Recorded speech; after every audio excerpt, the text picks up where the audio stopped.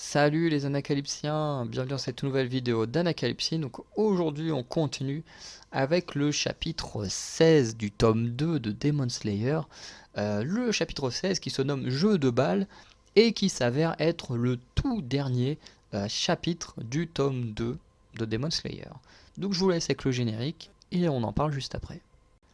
Donc on découvre les deux démons qui sont Yahaba, donc il y a un démon avec les yeux au niveau des mains et qui a réussi à pister la maison malgré son saut d'invisibilité dessus. Et l'autre démon se nomme Suzamaru, qui possède des boules étranges qu'elle a envoyées sur la maison et qu'elle peut plus ou moins contrôler comme elle veut. Suzamaru va réussir à décapiter Yushiro en faisant rebondir sa balle avec une force qui semble extraordinaire.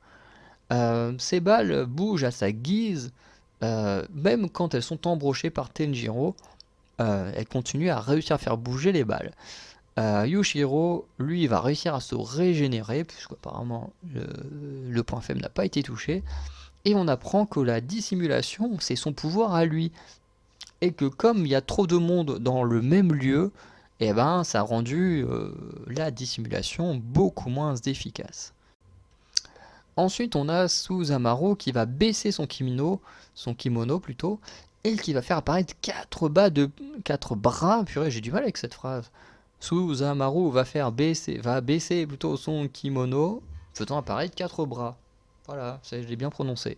4 bras en plus, du coup, et va annoncer qu'ils mourront de la part d'une des mains des 12 lunes démoniaques, soit les 12 démons les plus puissants, juste en dessous de Muzan Kibutsuji.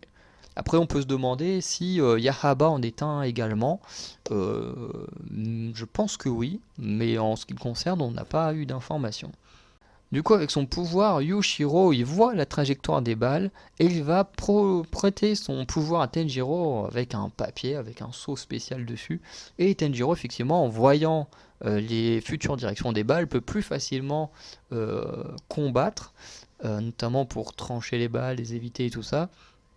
Et notamment, il va promettre de rapporter le sang de Suzamaru et de Yahaba à Tamayo pour ses expériences, puisque vu que ce sont des lunes démoniaques, ils ont une forte concentration de sang de Muzan Kibutsuji. Et du coup, on a Nezuko qui va également débuter son combat face à Yahaba. Et comme ce chapitre n'a pas apporté de réponse à nos questions, on va juste énumérer rapidement les questions qu'on s'est posées, puisqu'il n'y a pas de nouvelles questions dans ce chapitre. Donc venant du chapitre 3, on se demande toujours pourquoi Tenjiro et Sakonji ont-ils un flair aussi développé. Du chapitre 4, on se demande toujours si on verra un jour le visage de Sakonji. Du chapitre 6, on se demande toujours pourquoi Tenjiro peut voir Sabito et Makomo qui sont morts. Du chapitre 8, on se demande toujours qui est le 5e survivant de l'épreuve finale. Du chapitre 9, on se demande toujours ce que signifie être un enfant de braise et d'avoir un sabre noir. Du chapitre 11, pourquoi Muzan Kibutsuji a tué la famille de Tenjiro. Du chapitre 12, comment un démon peut posséder un pouvoir spécial et est-ce que Nezuko en obtiendra-t-elle un. Du chapitre 14, pourquoi Muzan Kibutsuji semble reconnaître les boucles d'oreilles de Tenjiro, qu'est-ce qu'elles ont de spécial. Et en provenance du chapitre 15, donc le précédent, l'antidote sera-t-il créé par Tamayo ou va-t-elle mourir et Tenjiro devra trouver un autre moyen.